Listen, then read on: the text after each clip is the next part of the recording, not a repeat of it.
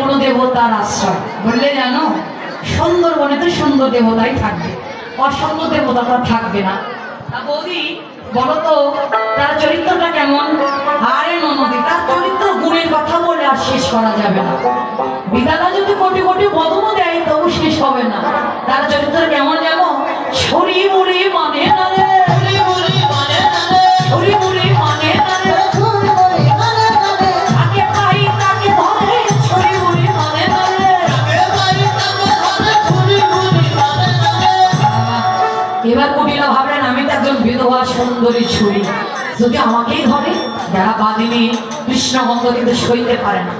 আর গোবিন্দ যার সঙ্গে তার কাছে ভয় আছে বাবা। রাধার অঙ্গ থেকে কৃষ্ণের মতো বাইর হয়ে গিয়ে কুটিলার নাসিকায় গিয়ে প্রবেশ করলেন। এবার নাসিকায় যখন প্রবেশ করলেন কুটিলার অঙ্গ থরথর করে কাঁপছে। কুটিলা মনে মনে ভাবলেন ওকে বুঝি দেবতাই দৃষ্টি ভর করেছে।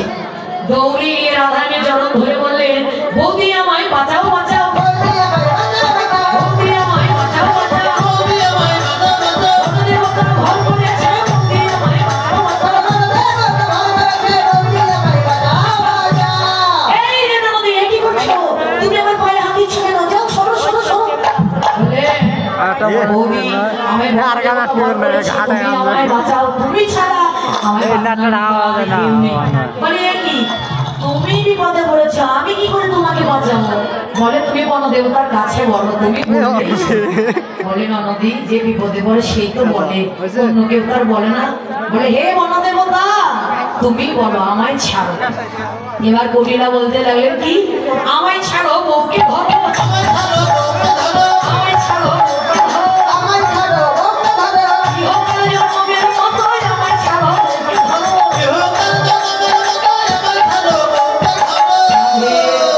দেখুন রাধারানীকে তো ধরে আছে তাই না, আবার কি ধরবে? কিন্তু কটিলা বললে আমায় ছাড়ো, বউকে ধরো, ইহকাল জন্মের মতো। যেই কথাটা বললে অমনি কটিলা চলে গেলে। কালকটিলা পালিয়ে গেল, কালকটিলা পালিয়ে গেল, কৃষ্ণ ভজনের সুযোগ হলো, কালকটিলা পালিয়ে গেল, কৃষ্ণ ভজনের সময় হলো, কালকটিলা পালিয়ে গেল, কৃষ্ণ ভজনের সুযোগ হলো, কালকটিলা পালিয়ে গেল। এবার যাই হোক আমার পক্ষ থেকে আমি দুজনকে পাঠিয়ে দেবো, আপনারা সবাই সূর্য পূজার দক্ষিণা দেবেন।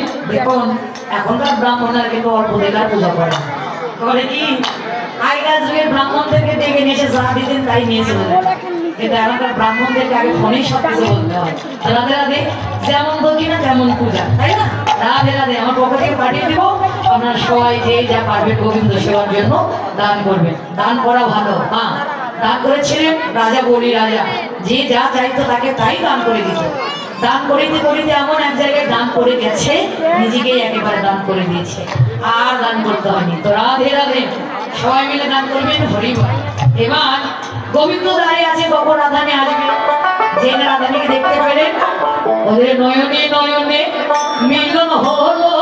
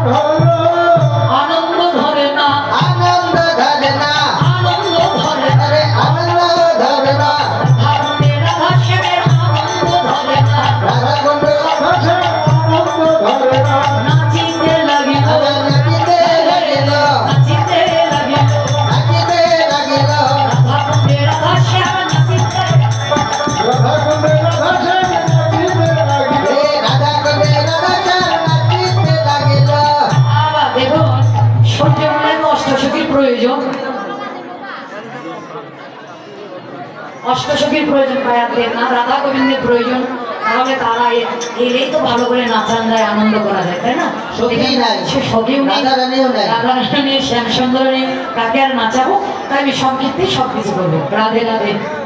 এবার নয়নে নয়নে যখন মিলন হলো, সখীগণ বললেন এই যে শ্যাম, অনেকদিন পর তোমায় পেয়েছে, আর ছাড়বো না, আজ তোমার সঙ্গে আমরা হোলি খেলবো। আজ হোলি খেলবো শ্যাম তোমারই সঙ্গে, একলা